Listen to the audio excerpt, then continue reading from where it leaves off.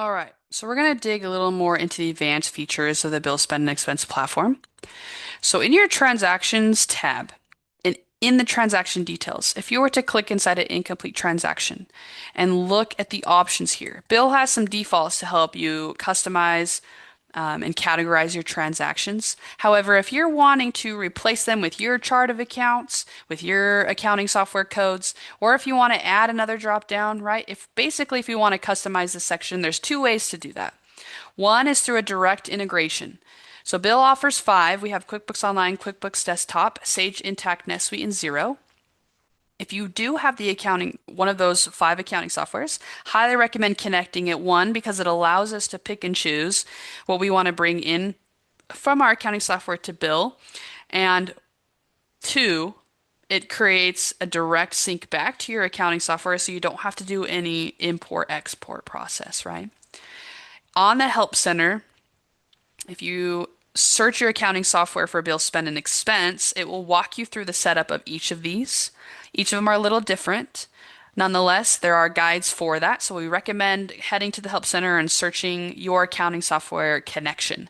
Once it's connected, it will look something similar to this under the active integration, and you'll see this configure button. So you're going to click there.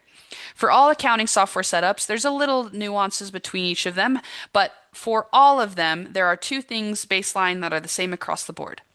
One of them is you do need to create a credit card liability account in your ERP, and we're going to select that here from the dropdown because all these transactions are going to sync to that register, right? Two, you'll scroll down, and under the mapping section, this is where we get to pick and choose what we want to bring into Bill. So under the mapping, if we want to bring in our chart of accounts, we'll click configure next to it. Now, you'll be taken to a page that asks what you want to call the dropdown. Category is what we call this. You can rename it later, but that's the most user-friendly term. So we'll click category, and then it's going to ask if you want to erase the current mapping. You'll say yes, because we want to replace Bill's defaults with ours. So once you say yes, you'll be taken here to your chart of accounts. To map them in, there's a couple ways to do it. One, you can click auto map at the bottom right, map them all in. If you want to take a few out, just check the box next to the one you want to remove and hit unmap, and it takes it out. The other way you can do that is if you just want to manually do this one at a time, on the corresponding right-hand drop-down, you can just type in what you want to call the account in Bill and click Create below. This option allows you to customize the name, but it still is the same account to the corresponding left-hand side. So couple ways to do that. This is something you can adjust anytime, so you can always come back. But when you're finished, you'll just hit save at the bottom right hand corner and you're good to go. Now, if I want to add a drop down, so if I want to add class or department and location, whatever is available to me, I can click configure next to that one as well. Now, it'll kind of be the same page as a chart of accounts. If that doesn't pop up for you, so if you're mapping class and the name class doesn't show up, just type it in and create that new name, right? Same process. You guys can come in here and map other fields, which is an additional drop down in addition to the chart of accounts. Okay. So again, direct integration, great way to go if you have one of the five so that you can bring these accounts in and then create a sync back over. If you don't have one of those, what we can do is do this on the back end. If you hit the settings tab and under settings, there's a custom fields tab. What we can do is go inside of our category. Now, this is where you can rename it if you wanted to name it account codes or expense codes or something like that. And then under the option settings, there's this purple edit options button. You'll click there and all of Bill's defaults will be here. So if you want to just add a few in, you can type it in and hit the plus. If you want to take a few out, just hit an X next to the one you want to remove. But what we want to do for all of them, or if you're wanting to completely replace them, right? What we'll do is hit reset at the top, click continue, hit the bulk add here. And the best way to do it is just to copy and paste the list that you want in this box.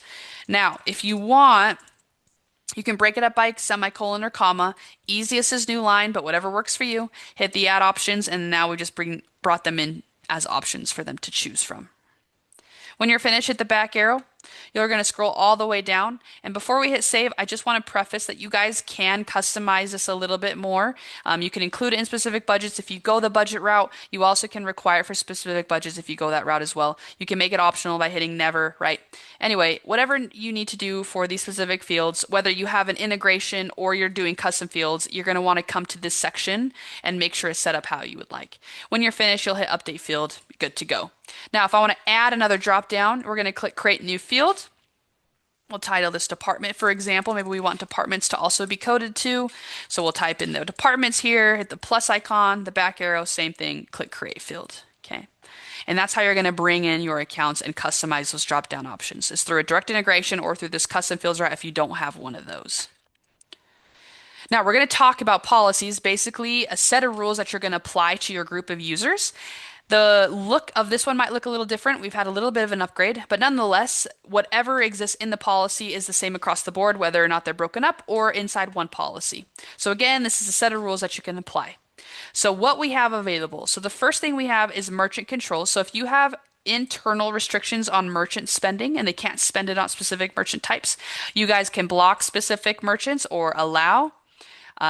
Understand that this is based on the merchant and how they decide to code themselves, right? We do have a restriction on a single transaction amount. So this is not how much they have to spend, but this would cap them at a single card swipe, right? Bottom left-hand corner here is our receipt requirement. You can turn it on to always. You can do it based on a transaction amount, right? You also have the option to allow for missing receipts. So this doesn't bypass the receipt requirement, but it gives them the chance and the ability to at least explain to you why if they did not get that piece of paper. So you can check the box if that is applicable to you.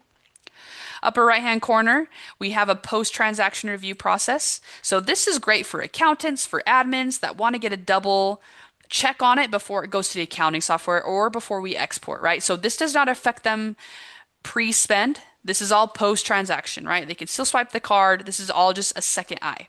So if we hit approval is required, we have a couple different options. If order matters, you'll do sequential because it's a then logic. If it doesn't, non-sequential. It really is only the sequential is only applicable if you have multiple approvers, right? So the start date, you can choose when you want this to take effect. Some additional approval permissions, you can allow incomplete transactions to be approved. If you are the only admin and you're also going to be approving, right? You're going to want to check this box so that you can get through your own. If you need approvers to approve their own, please check this box so they can get through it. Now, you can set this transaction review up by transaction amount. So if you toggle this on, there is a workflow and layers you can set up based on transaction amount and who's going to be approving those. So if you want to get that nuanced, you can as well, or if that is applicable to you, that is great. But I just want to tell you who can approve. We have the manager option. Now, as I referenced in the basic setup of the platform, the manager is chosen and selected in the user profile. So if you go to the people tab, you'll be able to choose their manager. Whoever's listed there would approve. This is really applicable if it's a different approver per person, right? Next level manager, that's kind of applicable if it's if you have layers of approvers and it's the manager's manager, right? We have the bookkeeper, admin, budget owner. For those three, it only requires one of them, right? And then you can also do a specific person and just choose from your user list. Okay. Next box, we do have an auto freeze on the card. So if they don't complete their transactions in X time, it will freeze their card until that is done. You can make users exempt as needed as well. And those are the features that exist in a policy. Okay. When you create these policies, just make sure when you're done, you apply it to the budget. If you scroll down, you'll see a list of your budgets. You can apply it there. If you don't see that option there, what you can do is go into your company default budget, right? And under on the right-hand side, if you scroll down, there's a budget policy. If you hit edit policy, you'll be able to choose the one you created, right? So just keep that in mind there. All right, so that's the setup of the platform. We've talked about all the things that would be necessary and a little more advanced features for just setting up your platform. Now, I want to talk a little bit about some accounting tools and some tips to help you guys get this streamlined. In your transactions tab, if you have the approval process in place, the status will change from complete to approved. If they need to be approved, it will say pending approval. And if you are approving and it's in that approval status, it will say needs your approval. Now, once those are all approved, to get these to our accounting software, there's two things we can do. If you have a direct integration in the configuration here, which you'll be able to see on the help center guide for this setup, you can turn on an auto sync. So at the end of 24 hours, whatever is completed or approved would automatically go to the accounting software. You can turn that on if you would like. If you don't want to, What we can do is filter this out by statement period or approve status, check the box of those transactions, hit the bulk action drop down, and sync to your accounting software. So that would be a manual sync. If you don't have an accounting software that is integrated to Bill, what you'll do is download on the right-hand corner. You're going to export this as a specific file type and then import to your accounting software. Once that's done, just a great practice is to mark them as synced so that you know you took care of those. Something that's also really useful, if I have a ton of incomplete transactions and I need these to be completed, I can send a reminder. If I hit the bulk action and then send reminder, I can send reminders to employees to get their transactions completed. You could do a push notification, email, or both. You can make a custom message, or we have some options for quick as needed. Under the company tab, there's a statements tab, so you can get a list of all the statements for each billing cycle period, the payments that you've made against your balance and bill spend and expense. And then this insights tab is great for company forecasting. This gives you your company spend trends so you can better see where you guys spend the most at. And that's the accounting side of things. So those are some tips and tricks to help you guys get streamlined there. I want to jump over into the end user experience and talk about 3 things that could be useful for you there. Under the settings tab, if you scroll all the way down, there's a transactions tab and there's this automation rules section. So if you want to create an automation, basically streamlining the coding for your end user, you can create that here. You can do a budget automation. So meaning once a transaction says X budget, it will automatically code to X. Or if you do a merchant, if a merchant contains or equals X merchant and you type in here for the following budgets that you select, right? It will be coded to X. So they would be able to change this, but this at least just automates the process if you would like to turn that on or create rules for that. Now, you can't cap categories and classes and departments at a user level, but you can cap those fields at a budget level. So, for example, let's say for our marketing team, we only want them to be able to see marketing codes. I can come inside the budget here, click the 3 dots, click Assign Custom Fields. I can click inside the field and then just choose what options I want them to see. So then it would just limit the options on the drop down for these users. Now, keep in mind, admins and bookkeepers, you're going to see everything regardless. So just know that that's working. Even if you aren't seeing it, it's working on the end user side. And then the last thing too is this reimbursements tool. This is a free feature in Bill Spend and Expense. Obviously, we want you to use the bill card for everything, but we understand one-offs happen or you have to keep track of mileage. This is a great tool. You can hit reimbursements, enable it, walk through the setup of it. If you need to make adjustments to the approvals of reimbursements, because those are different than the transaction approvals, under settings, you can click on the reimbursement settings, right? And you guys can adjust the approvals at the bottom, right? Just keep that in mind. And then the last thing I want to talk about really briefly is this Bill AP budget that some of you might be seeing. If you're utilizing the payables and receivables side of Bill and you're paying vendors currently on that platform, some of those vendors might have opted into our network to take what's called the Bill Divvy card. This is their preferred method of payment. They've opted into this. Essentially what happens is it's going to create a virtual card on the spend and expense side, send it to that vendor as a form of payment. They're going to pull that from the card, and then you guys are going to get points on that payment. So the process doesn't change. Again, they've opted into the card. The thing that you'll be seeing differently is you'll see this Bill AP budget in your transactions tab. You'll start to see transactions come through for that AP payment. The status will say do not sync because it's going to sync on the AP side.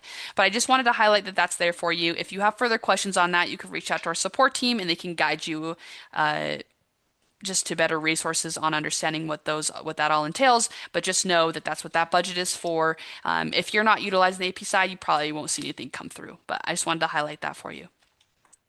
And that's the entire platform. That is all Bill Spend and Expense. We walked through all the features that are available and what you guys need to know to help you get started. For each company, we understand there's nuances, and each company functions differently. So hopefully this just helps you understand what is available and gives you just a better understanding of kind of what direction to go to set up your account based on your company needs. But thanks for being here. We appreciate you guys.